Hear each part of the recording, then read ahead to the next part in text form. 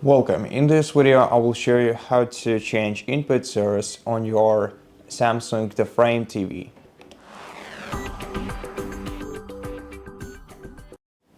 First of all, press the home button on your remote to go to this page.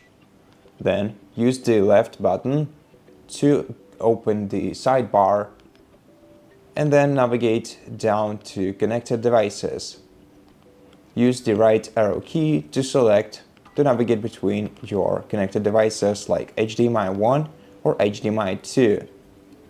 Select your input source, and if you see the no signal option or HDMI cable disconnected, make sure double check that you selected the correct source and that the device is properly connected and most importantly turned on. To go back, press return button on your remote or home button. And so that's basically it. Thank you for watching this video. If you liked it, please consider subscribing to our channel, leave us a like and a comment below, and I'll see you in the next one.